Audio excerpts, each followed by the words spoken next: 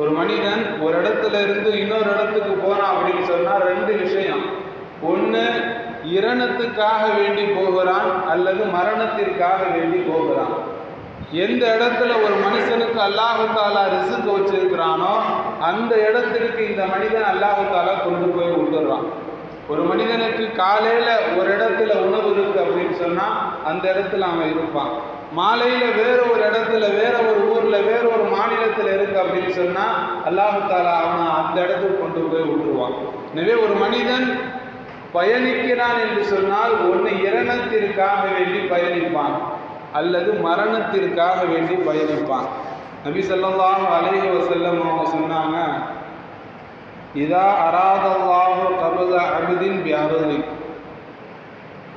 ஒரு மனிதனுக்கு அல்லாஹு தாலா வேற ஒரு ஊரில் அவனை மௌத்தாக்கணும் அப்படி நாடி இருக்கிறான் அப்படின்னு சொன்னால் ஜஅலலஹு இலைஹா ஹாஜத்தன், அந்த ஊரில் இவனுக்கு ஏதாவது ஒரு தேவையை அல்லாஹு தாலா வச்சிருவான்.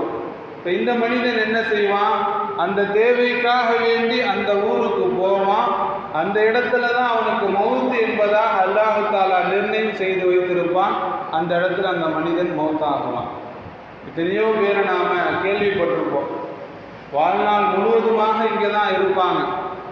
ஆனால் கடைசியில் ஏதாச்சும் ஒரு தேவைக்காக வேண்டி வெளியிருக்கோ அல்லது வெளிநாடுகளுக்கோ செல்லுவாங்க. ஆனால் அந்த இடத்துல மௌத்தாகிறாங்க.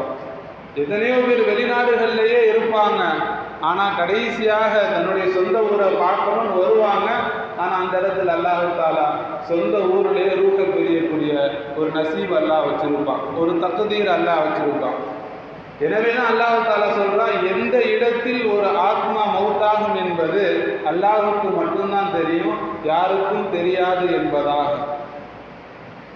கடந்த வாரங்களில் நாம் கேள்விப்பட்டிருப்போம், சரியாக நவம்பர் 9ஆம் தேதி தெலுங்கானா ஹைதராபாத்திலிருந்து ஒரு 54 பேர் உம்ராவுக்காக வேண்டி போனாங்க.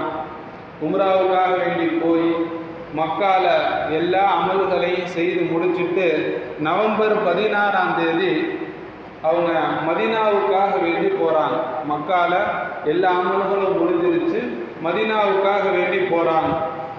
மதீனாவுக்கு ஒரு 25 கிலோமீட்டருக்கு முன்பதாக அந்த ஒரு பஸ்ஸில் 46 பேர் போனாங்க. அந்த தெலுங்கானாலேருந்து போன அந்த டிராவல்ஸ் மூலமாக போன அவங்க 46 பேர் ஒரு பஸ்ஸில் போகிறாங்க. போகக்கூடிய நேரத்தில் ஒரு டேங்கர் லாரி, டீசல் நிரப்பப்பட்ட டேங்கர் லாரியில் போய் மோதி விபத்துக்குள்ளாகி